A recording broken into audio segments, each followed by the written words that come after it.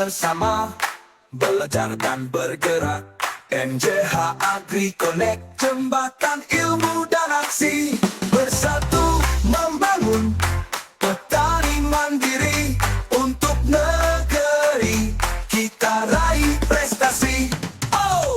Jadi kelapa tadi Pak Bustanul ya, itu kan diimpor besar-besaran oleh Cina, di mana harga kelapa butiran tiba-tiba menjadi 15.000, 20.000, yang dari 4.000 ya. Nah, karena dengan dia impornya ke Cina itu, Cina mengoptimalkan pohon industri ya daripada kelapa. Dan itu juga konsennya Presiden Prabowo ya, karena kita bahas pada waktu sebagai Dewan Pakar pemenangan Prabowo ya, kelapa itu termasuk prioritas yang ingin dimajukan oleh Prabowo. Dan sekarang ada proyek khusus lagi untuk menangani kelapa, karena tadi adalah pohon Tuhan bukan pohon Tuhan, diserahkan kepada Tuhan saja pertumbuhannya. Nah, sekarang bibitnya mulai diproduksi dengan bagus,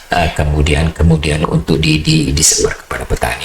Dan sekarang ini menghentikan atau mengurangi daripada ekspor kelapa butiran ke apa namanya. Ternyata airnya itu juga seperti vocabulary ya. Pokari yang diminum langsung ya dengan apa. Nah, itu kalau itu tadi coklat, sepertinya menurut Bapak bisa bangun nggak ini coklat nih? Karena agak dia turun Pak Bustanul, bukan fluktuasi saja tapi turun. Betul. Ya. Bagaimana Pak Bustanul prospektif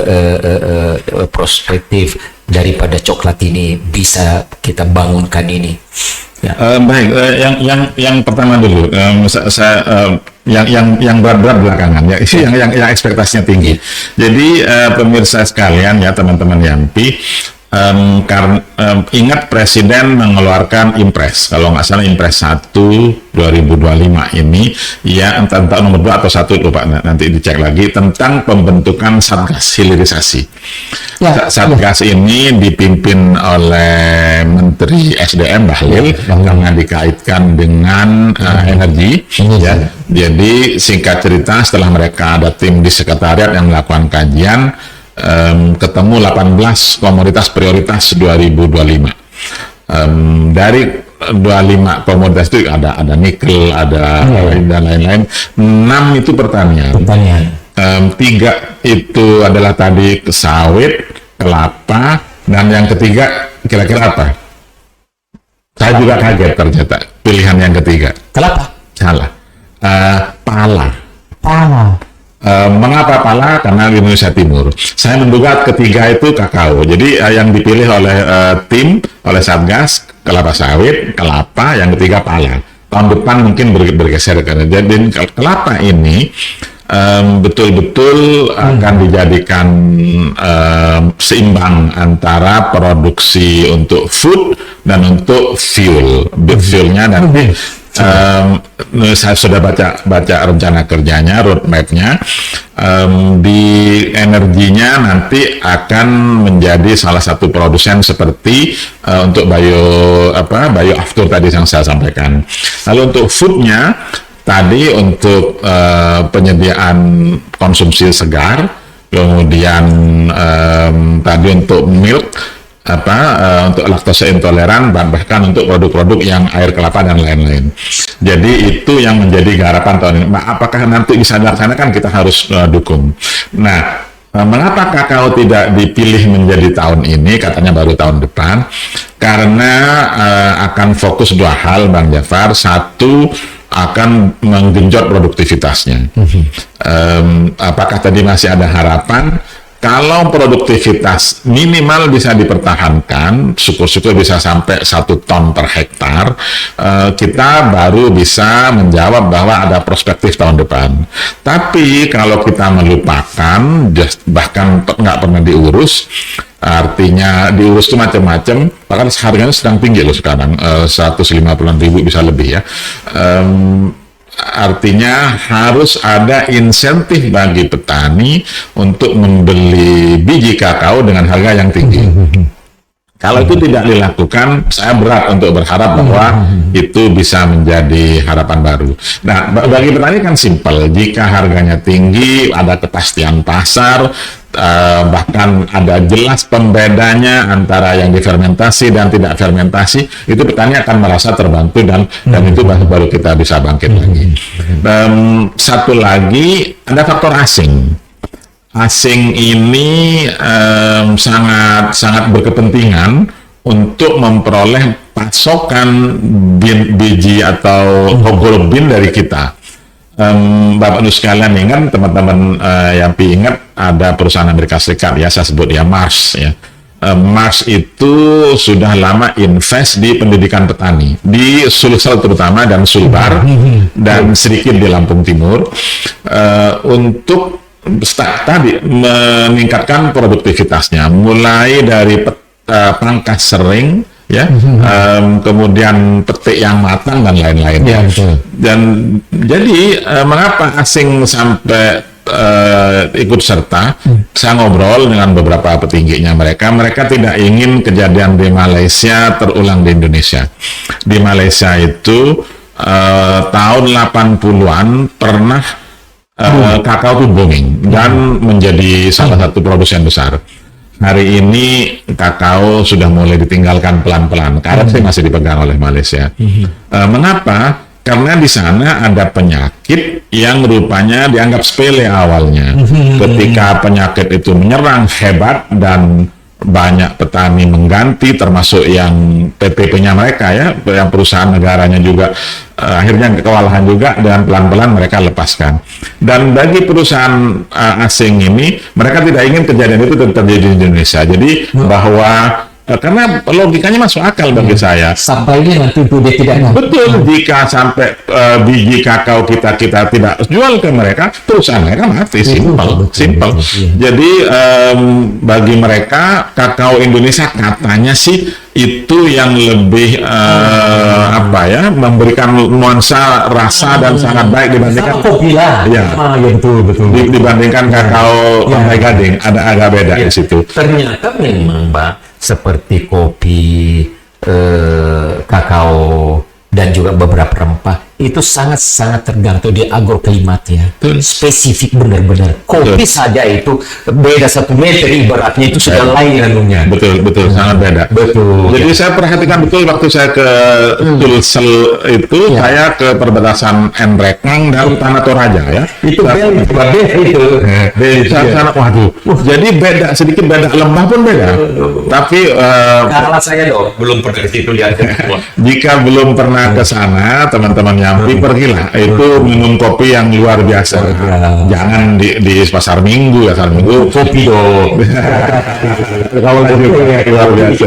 Kopi belnya itu dan puncaknya di Tanah Toraja, Nrekang ya. Itu memang luar biasa. Saya sudah pergi ke seluruh sentra kopi di Indonesia, kecuali Wamena belum pergi saya. Saya sudah ke Aceh, Benar Meriah, saya sudah hampir semuanya. Sidikalang, kalau di Jawa di Gunung Malabar sana sudah pernah, terus sampai ke Jember, ke Kintamani, ke hampir semuanya, sebutlah. Saya berencana menulis buku kopi, masih terhenti, bahkan sudah tertumpuk kan. Mungkin suatu waktu saya akan kita bikin 10 jilid gitu. Siap, karena memang beda karakternya. Betul. Jadi Pak, kita ceritain implementasi. Anak saya kan sekarang di transfer ya dari satu perusahaan tertentu, jangan saya sebut ya. Kemudian masuk di perusahaannya anak saya ini. Ini adalah anak muda yang punya namanya Tuku ya, Tuku. Nah itu sekarang sudah ekspansif justru ke luar negeri itu Pak. Nah, dia kabarnya 165 di dalam tempo 5 tahun saja itu. Nah itu yang memperolehkan kopi, susu, kemudian gula nira. Nah seperti itu. Jadi kembali lagi Pak, bahwa tadi yang kita bicarakan ini komoditi kompetitif atau komoditi ekspor, sekarang justru tantangannya adalah tadi di semuanya itu tantangannya tadi, tapi juga justru ekspornya akan berkurang ya, karena dalam negerinya juga meningkat pesat dan tidak diimbangi dengan penambahan produksi. Itu yang terjadi. Sama sekarang misalnya Pak Prof tentang kelapa sawit, sekarang kan B35. Presiden itu inginkan B40, B5, 45, 50. Dan setiap perubahan B5 strap itu berarti mengambil opportunity dengan yang, ya kan? Berarti ekspor akan berkurang. Coba bayangkan. Nah, karena tambahan areal pertanaman sudah tidak secepat dulu, Pak. Sekarang tidak dibatasi daripada, apalagi tentunya dibatasi karena masuk ke area-area hutan begitu. Ya, Pak Bustanul, ini terakhir ini bisa ada statement terakhir ini bagaimana kita secara keseluruhan ini komoditi ekspor kita yang juga kita sebut komoditi kompetitif kita ini bisa kita tetap kembangkan lebih maju lagi, lebih besar ekspornya. Bagaimana? Ya. Baik, terima kasih Bang Jafar, teman-teman Yampi. Dua hal ya. Yang pertama, sekali lagi kita tetap harus meningkatkan produktivitas dalam negeri. Yes. Ya, itu wajib, itu fix variabel kalau saya sebutkan, itu harus ada. Kan tanpa itu agak sulit ya. Yang kedua, untuk produk-produk tertentu yang langsung menjadi consumer good di negara-negara tujuan, kita memang perlu menggandeng, bekerja sama dengan teman-teman perwakilan Indonesia di sana, baik ATASE maupun ITPC, ada dua ya, Indonesia Trade Promotion Center maupun ATASE Perdagangan, karena teman-teman di sana juga memerlukan suplai bahan, suplai informasi dari kita. Jadi dubesnya dan dubes komoditi. Saya pikir begitu. Ya. Jika ingin mengekspansi atau mengembangkan daerah tujuan-tujuan ekspor baru, hanya itu caranya. Betul. Hanya itu caranya. Dan saya berkeyakinan dan sudah mengalaminya sendiri. Teman-teman di sana memang sangat welcome.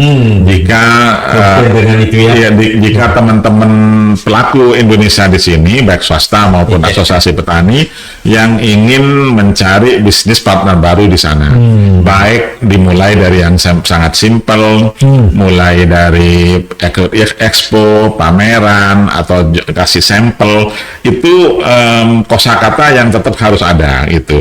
Dan dari sana nanti pelan-pelan harga memang akan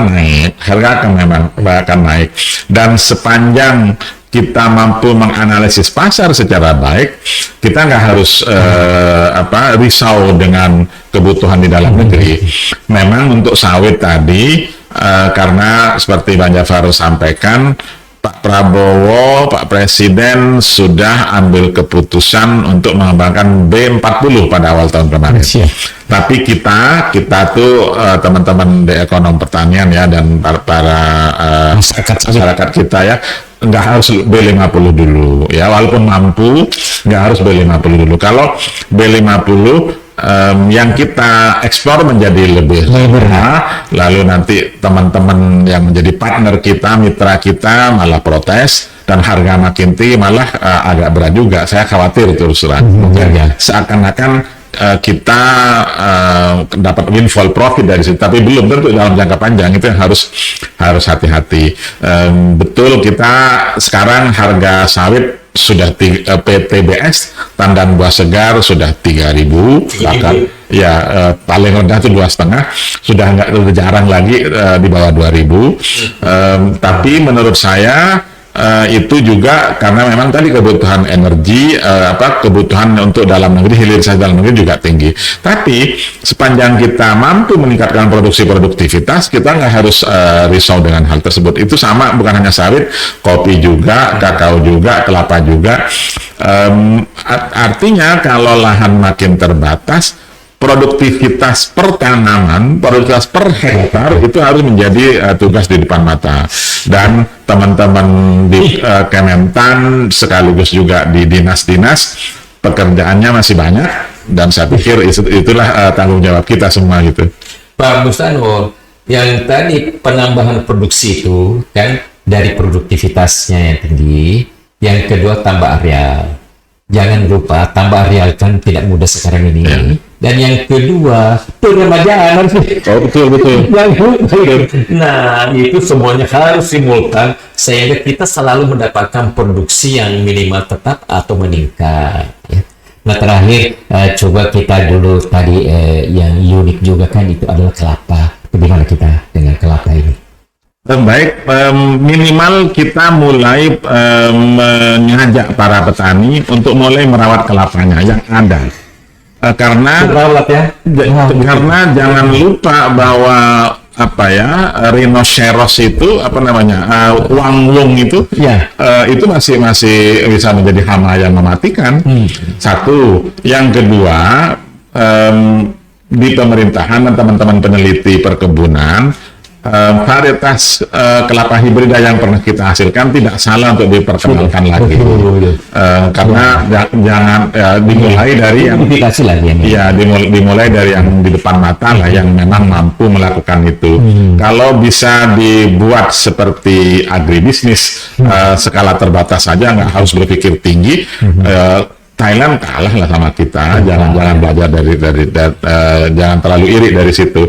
Kemudian yang Pak Jafar tadi singgung mengenai peremajaan, memang ini gampang-gampang susah terus terang ya. Uang ada, sekarang sudah dinaikkan, bahkan kalau dulu 30, 35 menjadi 60 sekarang, 65 juta per hektar. Memang tidak cukup, saya paham tidak cukup. 1 hektar itu sekarang 70 atau 75 juta per hektar. Ya, kan logikanya perlu disupport baik oleh mitra swasta atau partnernya, atau bahkan suruh ambil kur. Dan itu perlu sabar-sabar. Dan sekali lagi saya tadi menyampaikan, teman-teman Pemda, Dinas Pertanian atau Dinas Perkebunan juga perlu mengusahakan hal ini. Uang kan sekarang ada tersedia ya. Nah, mungkin diperlukan kebesaran hati dari teman-teman dinas. Itu memang perlu rekomendasi teknis, dan rekomtek itu yang memang masih kewenangan di Pemda. Tapi yang paling penting harus clear and clean, tidak peremajaan yang di dalam hutan kayaknya nggak boleh tuh. Tapi kalau yang di luar yang sudah status legalnya bagus, itu yang harus didahulukan. Tanpa hal itu semua, peningkatan produktivitas, daya saing kita malah kita menjadi berat. Oleh karena itu kita tetap optimis, di hulu digarap, di hilir dan diplomasi juga digarap. Pak Bustano, sebetulnya kelapa itu kan barangkali 40% kan ada di pekarangan. Jadi luar biasanya itu. Jadi kalau kita bagikan masyarakat itu bibit saja, langsung sudah jadi. Karena ada dulu kebiasaan itu, bahwa kalau orang nikah itu selalu dititipkan 1 kelapa untuk uang, maharnya ya. Anak lahir ditanami kelapa itu bagus itu kalau itu bisa disosialisasikan. Pak, luar biasa. Kita sudah berbicara 1 jam loh Pak Prof. Bustano.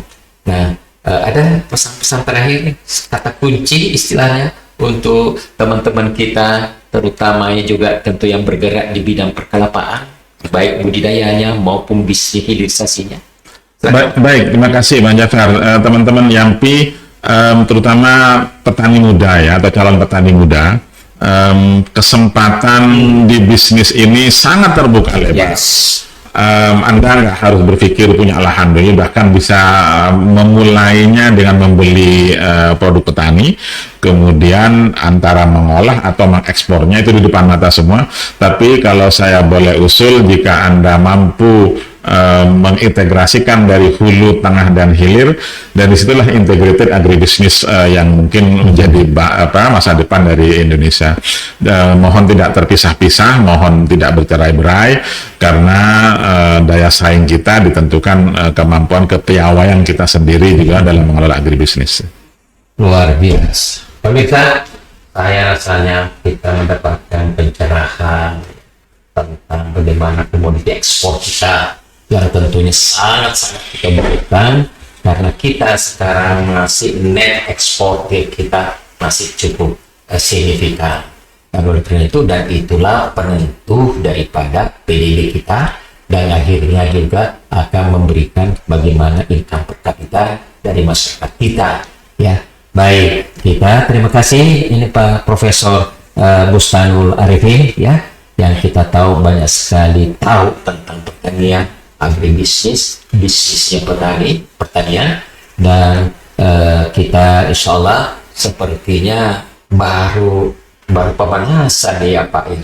Jadi kita nanti ada seri keduanya, insya Allah kita ketemu ya, selama masyarakat yang menghendaki seperti itu.